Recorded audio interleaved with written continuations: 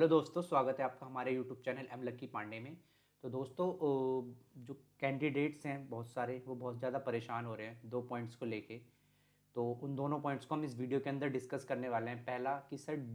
जो document verifications हैं और एम्स की जो रह गई हैं, जैसे कि दिल्ली है हमारे पास, पटना है, बठिंडा है,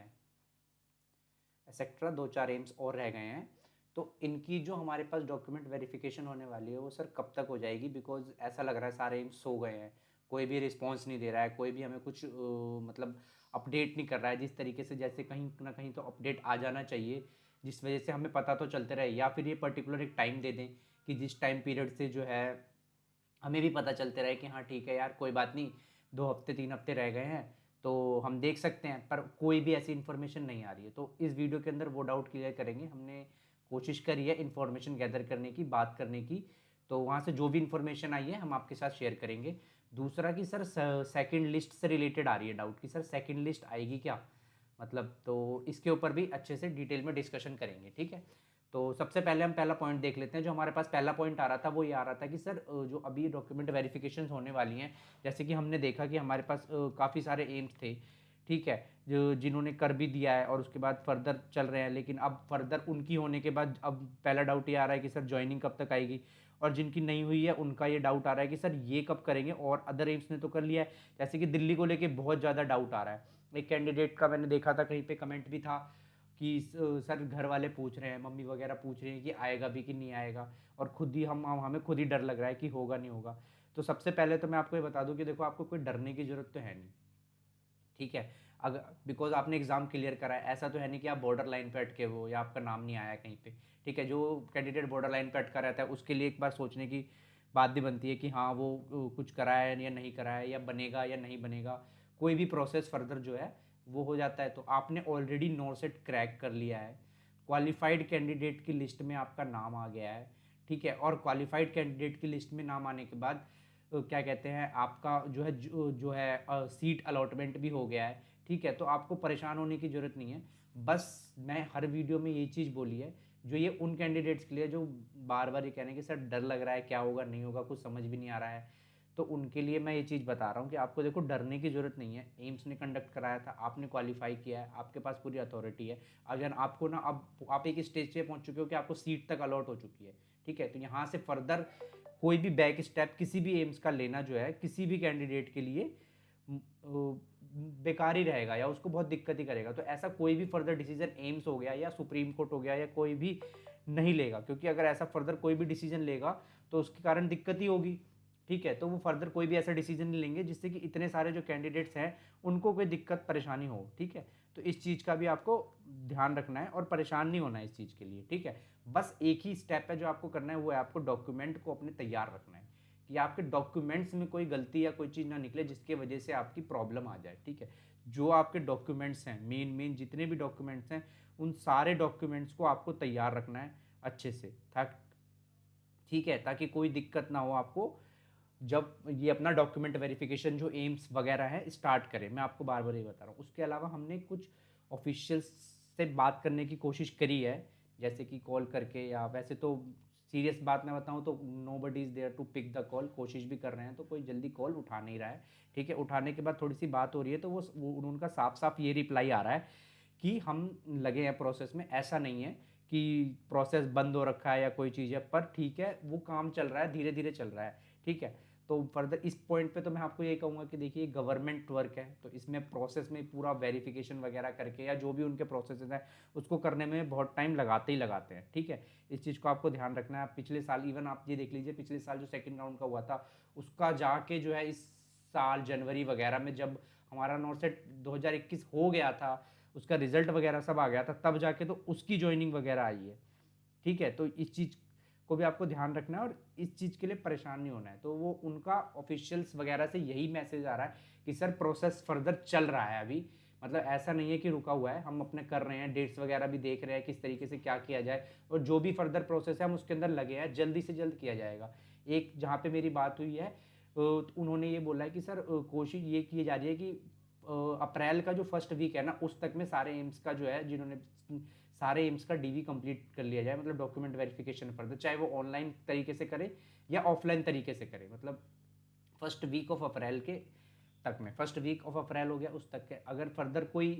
ऑर्डर वॉर्डर कहीं से नहीं आता है, चाहे वो कोर्ट का ऑर्डर हो गया हो या कैट का कहीं से कोई ऐसा ऑर्डर नहीं आता है, तो ये जारी है कि हम फर्स्ट वीक में, थोड़ा सा डिले करा गया है, थोड़ा सा डिले हो गया है, लेकिन उसको फर्दर कोशिश ये रहेगी कि उसको जल्द से जल्द क्या कहते हैं कंप्लीट किया जाए, ठीक है। तो ये चीज़ है। तो जैसे पटना वगैरह का भी रह गया है, तो वहाँ पे भी फर्दर वही है, मेन मेन मैंने आपको बताया कि फर्दर कोई इधर से रिप्लाई देने को वैसे हो नहीं रहा है, मुश्किल हो रही है कॉल करने पे, पर बाद में कि जहाँ से भी रिप्लाई मिला है वहाँ से यही रिप्लाई मिला है कि फर्दर प्रोसेस चल रहा है और हम लगे पड़े हैं कि जितनी जल्दी हो सके हम अपने एम्स का डॉक्यूमेंट वेरिफिकेशन करवाना चाहते हैं, और डेफिनेटली करवाना चाहेंगे, क्योंकि ऐसा तो नहीं है कि ये फ्री फंड की बात है या कोई भी ऐसी परेशानी वाली बात है। उन्हें एम्प्लॉय चाहिए वहाँ पे काम करने के लिए, जितने भी एम्स हैं, चाहे इवन जैसे विजयपुर को लेके भी डाउट आ रहा था, तो विजयपुर भी एम्स है, तो वहाँ पे सबको कैंडिडेट्स, सारे जितने कैंडिडेट्स हैं उनको सबको क्या चाहिए, ज्वाइनिंग चाहिए, या मतलब जितने भी एम्स हैं उनको भी अपने लिए एम्प्लॉयज़ चाहिए, तो एम्प्लॉयज़ हायर करने के लिए उनको भी जल्दी है, ताकि उनके ऊपर भी वो जब हायर करेंगे तो वो भी तो अपना फर्दर प्रोसेस को आगे बढ़ा सकते हैं, उनके भी तो वहाँ पे एम्प्लॉयज़ मिलेगी, स्ट्रेंथ मिलेगी, पब्लिक की जो वो है, ठीक है। तो उस सारे प्रोसेस वगैरह पे सारे लगे पड़े हैं, अभी यही रिप्लाई आ रहा है कि सर हम लगे पड़े हैं, और सेकंड वीक, सॉरी सेकंड बोल दिया मैंने, week first week of April के एंड तक में, मतलब फर्दर तो डेट तो ऐसे 31 मार्च तक दी गई है, पर कई जगह ये कि sir first week of April तक जो है ना, इसको फर्दर हम कंप्लीट करने की कोशिश करेंगे, जो भी हमारे पास डॉक्यूमेंट वेरिफिकेशन का प्रोसेस रह गया है, और उसके बाद फिर जो है अप्रैल के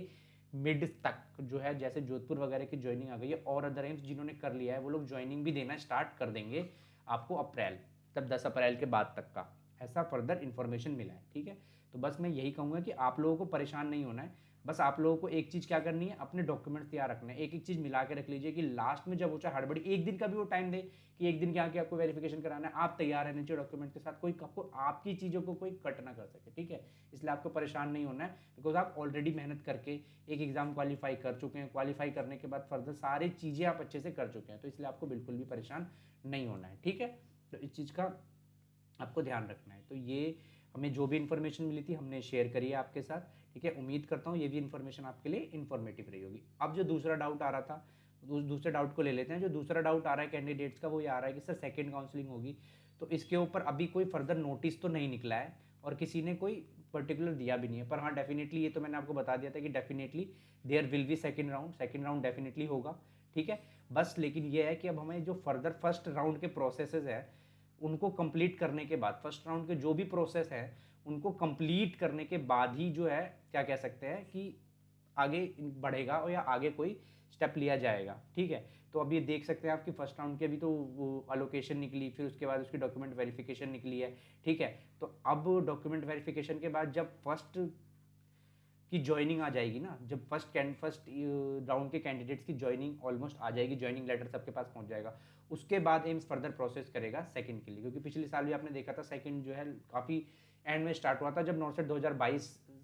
सॉरी 2021 का एग्ज़ाम स्टार्ट हुआ था, उसके बाद जाके तो उन्होंने अपने प्रोसेस को फर्दर किया था। तो उस तरीके से, तो इसके अंदर आपको होप में तो रहना नहीं है। अगर आपके नंबर का कम है, थोड़े से आपको लग रहा है कि सिर्फ लग रहा है कि चांसेस हैं सेकंड में हो जाए, तो आप अपनी फर्दर 2022 की तैयारी कर दीजिए, स्टार्ट कर दीजिए, ठीक है। 2022 का जो भी आपके प्रोसेस है, जो भी चीज़ें हैं उनको आप स्टार्ट कर दीजिए, ताकि फर्दर आपको कोई दिक्कत परेशानी ना हो इन फ्यूचर, ठीक है। कि अगर बाई चांस सेकेंड राउंड के अंदर किसी कैंडिडेट्स का नाम नहीं भी आता है, मिस हो जाता है, तो वो ये इस भरोसे ना बैठे रहे कि हाँ मैं बैठा था पर आया नहीं, अब क्या करूँ फिर। तो आपको लास्ट मोमेंट के लिए नहीं बैठा रहना है, आपको अपनी फिर से तैयारी स्टार्ट कर सकते हैं आप, क्योंकि फर्स्ट राउंड को ऑलमोस्ट आप देखेंगे तो फर्स्ट राउंड को कंप्लीट होते होते मेरे को लगता है मई हो जाएगा, उसके बाद फिर सेकेंड राउंड का स्टेप लेना चालू करेंगे, तो फिर क्या हो जाएगा ऐसे जून जुलाई और फिर सितंबर में, जैसा कि आप देख सकते हो फिर वो फर्दर प्रोसेस होगा, फिर उसके अंदर फिर आपका टाइम कितना रह जाएगा, एक महीना। अगर बाई चांस ये लोग सितंबर अगस्त तक कर भी देते हैं तो हमारे पास टाइम कितना रह जाएगा, सिर्फ एक महीना। तो एक महीने के लिए फिर तो दिक्कत वाली बात हो जाएगी ना वो, कि उसके अंदर हम फिर आगे फर्दर अपने सारे प्रोसेसेस को कैसे करेंगे, जैसे हम जो तैयारी करनी है, क्वेश्चंस प्रैक्टिस करने हैं, सारी चीज़ें जो भी हमारे हैं जो करना होता है हमको तैयारी, उसकी हम फर्दर कैसे करेंगे, फिर हम फंस जाएंगे। तो इस चीज़ में फंसना नहीं है, मैं बस यही इन्फॉर्मेशन यहाँ प्रोवाइड कर रहा हूँ। सेकंड राउंड की काउंसलिंग होगी जरूर, जो डाउट आ रहा है कि सेकंड राउंड की डेफिनेटली होगी काउंसलिंग, पर आपको फंसना नहीं है इस चीज़ में कि भाई ठीक है आप वेट कर लेते हैं, वेट नहीं करना है, आपको अपनी तैयारी स्टार्ट कर देनी है। 2022 के लिए, 2022 के लिए, ठीक है। आपको उसको तैयारी स्टार्ट कर देनी है जो भी, ठीक है। और अब हम ऑलमोस्ट मैं कल या परसों एक वीडियो डालने वाला हूँ 2022 कैंडिडेट्स के लिए कि आप किस तरीके से तैयारी करें, ठीक है। उसके अंदर आप लोगों के लिए एक सरप्राइज़ भी रहेगा, ठीक है। जैसे कि जो बहुत सारे कैंडिडेट वो होते हैं जो जॉब कर रहे होते हैं साथ साथ में, वो तैयारी करना चाहते हैं, तो उनके लिए हमने एक प्लेटफॉर्म तैयार कर रहे हैं जिससे कि वो जॉब के साथ साथ अपने जो है जो भी उनके बुक्स वगैरह रहती है उनको अच्छे से कंप्लीट कर पाएँ और अच्छे से फर्दर क्वेश्चंस प्रैक्टिस कर पाएँ, चाहे उनको डेली का आधा घंटा ही क्यों ना मिले या 1 घंटा मिले। ये फर्दर मोस्ट प्रॉब्ली उन्हीं के लिए, उसके अलावा जो पर्टिकुलरली तैयारी कर रहे हैं उनके लिए तो बहुत बेस्ट रहेगा, ठीक है। फर्दर ये आप पे डिपेंड करता है आपको वो चीज़ कोर्स लेनी है नहीं लेनी है, जिसका प्राइस भी बहुत रीज़नेबल रखा जाएगा, इतना कि आप सोच भी नहीं सकते हैं, उतना ही रीज़नेबल रखा जाएगा अगर होता है। अदरवाइज़ कोशिश यही करी जाएगी कि फ्री में किया जाए स्टूडेंट्स के लिए प्रोवाइड, पर अदरवाइज़ अगर कोस्टिंग निकलती है कुछ, हम जैसे जिसको उसको डिज़ाइन करने के बाद अगर हमारी कोस्टिंग निकलती है, ऑफकोर्स वी हम कुछ नहीं लेंगे, लेकिन उसका जो फर्दर कोस्टिंग रहेगा आपके लिए वो ईजिली पहुँचाने के लिए उतना ही चार्ज किया जाएगा बस। और